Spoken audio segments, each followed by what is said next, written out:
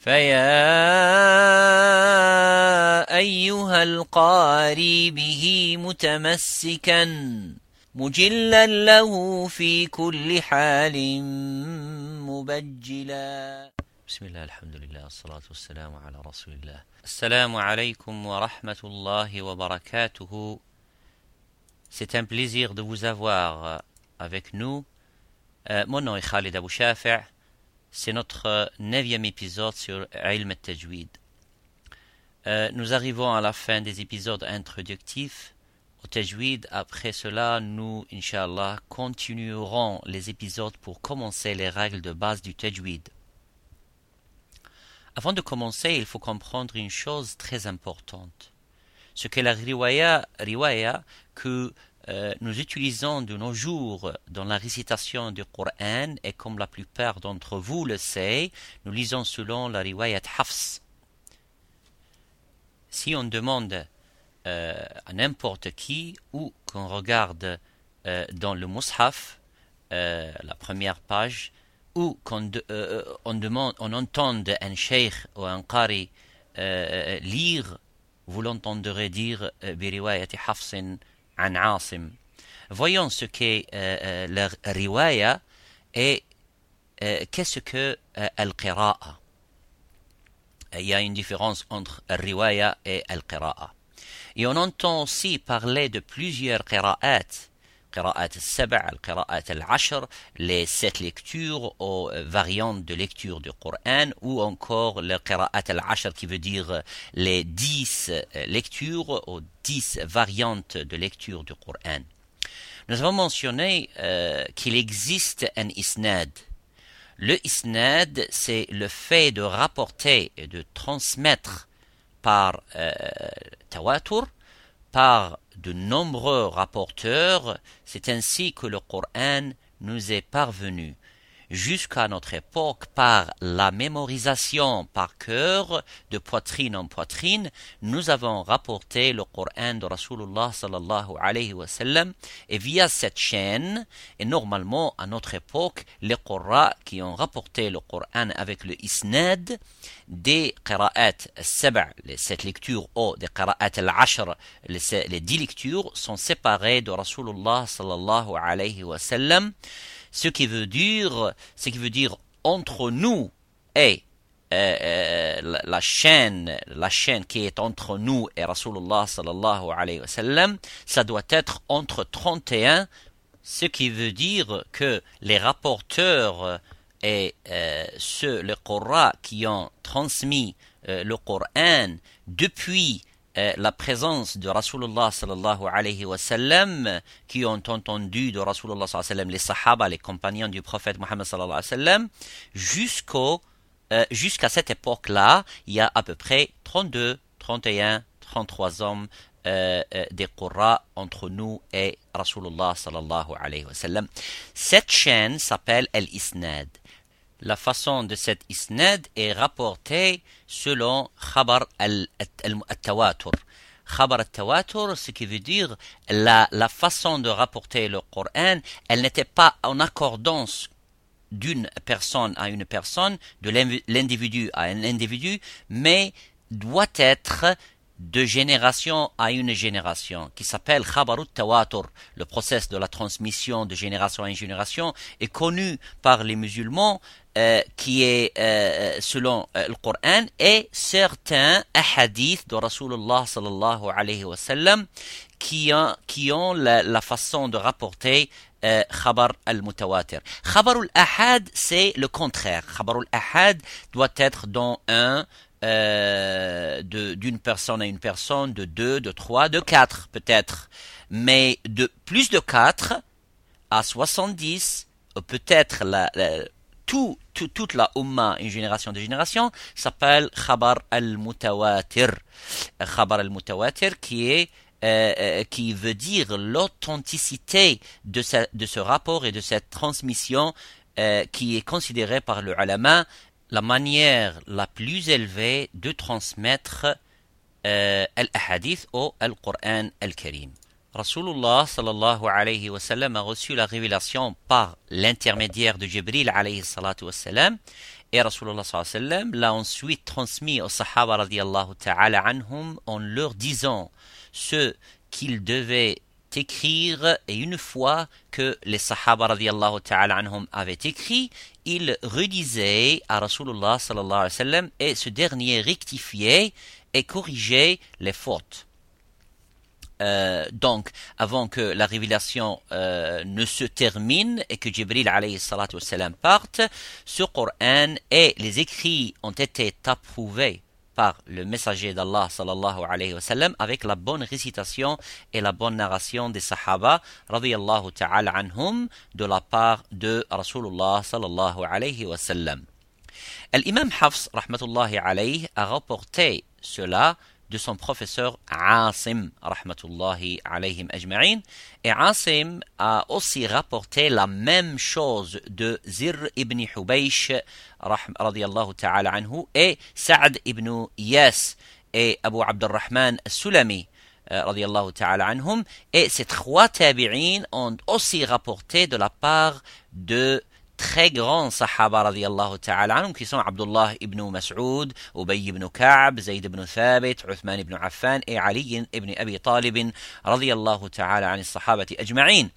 Ces sahaba ont entendu le Coran entièrement et ont rapporté et transmis ce Coran de Rasulullah sallallahu alayhi wa sallam de cette façon. Et Rasulullah sallallahu alayhi wa sallam leur a donné la permission de l'enseigner aux gens, et Rasulullah sallallahu alayhi wa sallam l'a bien sûr rapporté de Jibril alayhi salatu wassalam, et Jibril alayhi salatu wassalam l'a rapporté de Rabbul Izza tabaraka wa ta'ala et de Al-Lawh al-Mahfouz, la table gardée. En effet, Allah tabaraka wa ta'ala donne aussi ce Coran à Rasulullah sallallahu alayhi wa sallam par l'intermédiaire de Jibril alayhi salatu wassalam et le met dans son cœur, le cœur du prophète Mohammed sallallahu alayhi wa sallam, afin qu'il ne l'oublie jamais. Alors Allah subhanahu wa ta'ala dit dans le Coran sanuqri'uka fala tansa. La traduction rapprochée du sens du verset, plus ou moins, nous t'enseignerons et tu n'oublieras jamais. Al-Aya. Alors, Hafs rahmatullahi alayh fut l'étudiant de Asim rahmatullahi alayh. Asim a eu deux étudiants. L'un s'appelait Shu'ba, Abu Bakr ibn Ayyash, aussi connu sur le nom par Shu'ba, mais le nom qui est dans le qira'at, Abu Bakr ibn Ayyash rahmatullahi alayh, et l'autre s'appelait Hafs. Ces derniers appelaient Hafs Hufais. Hafs fut le beau-fils de Asim rahmatullahi alayh, et Asim rahmatullahi alayh était un des Qurra qui s'est installé à Al-Koufa. Al-Koufa, une ville comme on le connaît dans le pays de l'Irak, comme le dit l'imam al-Shatibi rahmatullahi alayh, وَبِالْكُوفَةِ الْغَرَّاءِ مِنْهُمْ ثَلَاثَةٌ أَذَاعَتْ شَذًا وَقَرَنْفُلًا. L'imam al-Shatibi dit qu'à Al-Koufa, il y a trois célèbres éminents Qurra qui sont Asim, qui a deux étudiants, Hafs et Shu'ba. L'autre Qari, c'est Hamza, très connu, l'un des 10 Qurra, et le troisième c'est Ali al-Kisa'i rahmatullahi alayhim ajma'in.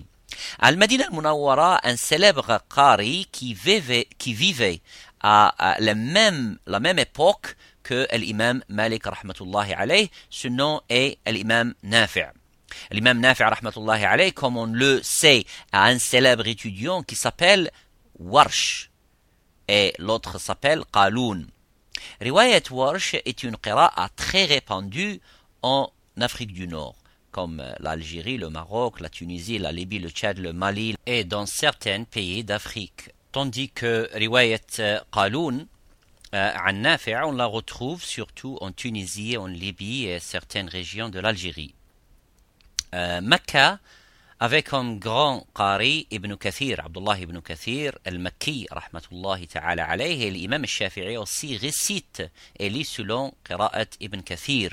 Quant à l'imam Malik, il lit selon Riwayat Nafi', et c'est pour cela que les Nord-Africains les Malikites, notamment les gens de l'Andalousie, lisent et récitent le Coran dans leur salat selon riwayat Warsh après Nafi' rahmatullahi alayhim ajma'in. Tout comme les gens de Tunisie et de Libye lisent selon riwayat Qaloun d'après Nafi'. Al-Basra, une ville en Irak, il y a Abu Amr al-Basri à Dimashq, Damascus, Damas, c'est Ibn Amir ou Abdullah ibn Amir al-Shami, et Al-Madina al-Munawwara, un des célèbres Qurra que l'imam al-Jazari a considéré de l'ajouter à la collection des 7 Qurra, les 7 récitateurs, comme l'imam al-Shatibi a fait une collection des 7 Qurra. L'imam al-Jazari a ajouté les 3 Qurra célèbres. L'un est, comme je vous avais dit, al-Madina al-Munawwara, l'imam Abu Ja'far al-Madani, rahmatullahi alayh, et al-Basra, il a ajouté Ya'qub al-Basri, et al-Kufa, il a ajouté Khalaf al-Kufi. Donc, ce sont les 3 Qurra qui ont été ajoutés à la collection de l'imam al-Shatibi, qui a précédé l'imam al-Jazari, pour avoir les 10 Qurra et les 10 récitateurs de Al-Qira'at. L'imam al-Shatibi a cité les 7 Qurra. Évidemment, les récitateurs dans la Shatibiya, Hirzul Amani wa Wajhu Tahani, qui s'appelle Fil Qira'at al-Sab', les 7 éminents Qurra sont Nafi' ibn Kathir, نافع était المدينة, Ibn Kathir était à Mecca, Abu Amr al-Basri al-Basra, Ibn Amir al-Shami al-Sham, la Syrie, Asim et Hamza et Ali al-Kisa'i étaient al-Kufa. Ce sont les 7 Qurra. Mais l'imam al-Jazari, dans sa Tayyibat al-Nashr, le livre, a cité plus de 7 Qurra, et elle a ajouté avec ses rapports et ces chaînes de transmission, les 3 Qurra, Abu Ja'far, Ya'qub et Khalaf al-Kufi, rahmatullahi alayhim ajma'in. Alors, revenons à Asim ibn Abi Nujud, rahmatullahi alayhim. Il était de la même époque que Abu Hanifa, l'imam Abu Hanifa, rahmatullahi alayh, qui vivait également entre Al-Kufa et Bagdad. L'imam Asim est mort en l'an 127 après l'Hijr, et l'imam Abu Hanifa est mort en l'an 150 Hijr. Hafs, rahmatullahi alayh, était de l'époque de l'imam Malik. Et l'imam Malik était à Medina al-Munawwara et n'a jamais quitté al-Medina sauf pour aller faire al-Hajj. Contrairement à l'imam al-Shafi'i qui a voyagé et qui a été parti à Bagdad et à Al-Kufa et en Égypte, il a rencontré les ulama et il est également parti à Al-Medina al-Munawwara pour rencontrer l'imam Malik. L'imam Malik est né en l'an 89 ou 79 Hijr. Il est décédé à l'an 79 ou 178 Hijr, quand l'imam Hafs ibn Sulayman ibn al-Mughira al-Asdi al-Kufi, qui est l'imam Hafs rahmatullahi alayh, il a vécu entre l'an 90 à l'an 180. Alors, notre récitation, notre tariq, notre voix est selon riwayat Hafs عن عاصم من طريق الشاطبية. Les ulama ont choisi cette voix qui est la voix de l'imam al-Shatibi, c'est-à-dire que l'on récite selon la manière que l'imam al-Shatibi a sélectionné dans sa Hirzul Amani, le livre de Hirzul Amani au Shatibiya. Voyons maintenant comment on est arrivé au stade de riwayat Hafs an Asim من طريق الشاطبية. رسول الله صلى الله عليه وسلم lisait aux Sahaba رضي الله تعالى عنهم qui venaient de différentes tribus comme Hudayl, Qais, قبيلة الأوس, قبيلة خثعم, etc. Ces tribus arabes avaient quelques différences au niveau de la langue arabe et de l'accent.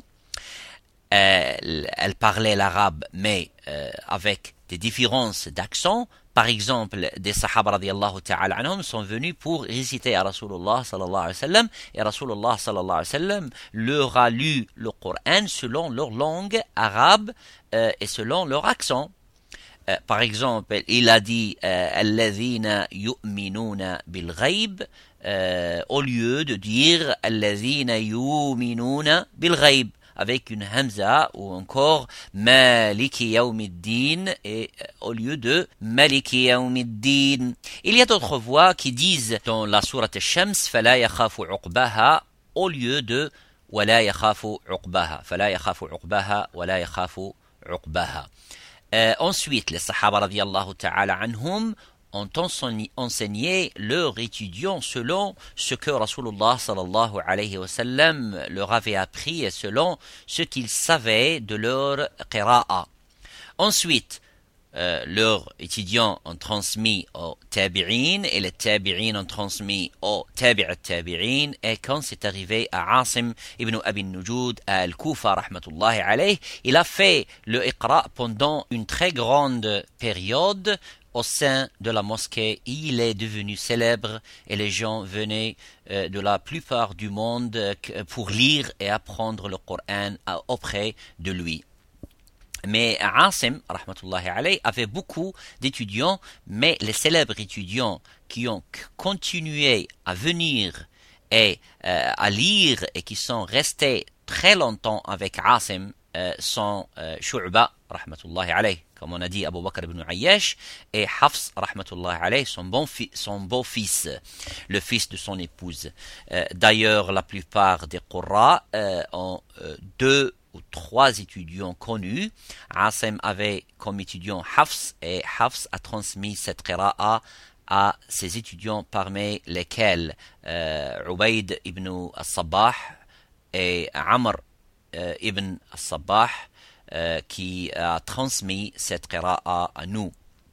Et cette qira'a, cette riwaya et ce tariq nous sont parvenus jusqu'aujourd'hui, Inch'Allah, de cette manière, alhamdulillahi rabbil alamin. Et même chose pour riwayat Warsh an Nafi'. Warsh est venu de Misr, l'Égypte, et il est resté à Madinah al-Munawwara, et il est resté longtemps pour apprendre de l'imam Nafi' rahmatullahi alayh. Et Qaloun est resté environ 40 ans à apprendre encore et encore de s'asseoir avec son cheikh l'imam Nafi' rahmatullahi alayh majma'in jusqu'à ce que l'imam Nafi' lui a dit c'est suffisant, je te donne la permission, cela fait bien longtemps que t'ai donné la permission de s'asseoir dans une ostoana, un pilier du masjid de Rasulullah sallallahu alayhi wa sallam, et tu peux enseigner cette qira'a aux gens. Alors Qaloun, rahmatullahi alayh, qui vous le savez, était sourd et n'entendait rien mis à part le Coran al-Karim. Au passage aussi, la plupart de ces qurra sont soit des mawali, des al-abid, des esclaves qui l'ont été bien longtemps avant leur islam, ou bien ils sont ajam non arabes. Ces qurra, les qurra arabes sont peu nombreux. Il y a par exemple Abdullah ibn Amir al-Shami al-Yahsubi, qui veut dire, comme on l'a dit, l'imam al-Shatibi, et en parlant des qurra, l'imam al-Shatibi a dit ahata bihimul wala, qui veut dire la plupart de ces qurra sont d'origine non arabe ou bien ils étaient d'anciens esclaves qu'ils ne deviennent des musulmans. Alhamdulillahi rabbil alamin. Et l'imam Warsh avait un étudiant appelé Al-Azraq. Al-Azraq a lu 70 khatma avant que l'imam Warsh lui donne la permission d'enseigner, de répandre cette riwaya en tariq Al-Azraq, qui est la même en tariq riwayat Warsh min tariq al-Shatibiya, en Afrique du Nord et en Andalousie, au Maroc, en Tunisie, en Algérie, et d'après Tariq al-Azraq, qui est un étudiant de l'imam Warsh, et al-Azraq, qui est le Tariq de l'imam al-Shatibi, c'est Tariq al-Shatibiya. Voilà, on ne va pas rentrer plus dans les détails, mais si vous avez des questions, Inch'Allah, on en discutera si vous me contactez via mon site. Et jazakumullahu khairan pour votre écoute. Laissez-moi vos commentaires et si vous avez des questions, contactez-moi sur le site. Inch'Allah, le prochain épisode sera sur Al-Isti'adha et Al-Basmala. Jazakumullahu khairan. Assalamu alaikum wa rahmatullahi wa barakatuh. هنيئا مريئا والداك عليهما ملابس أنوار من التاج والحلى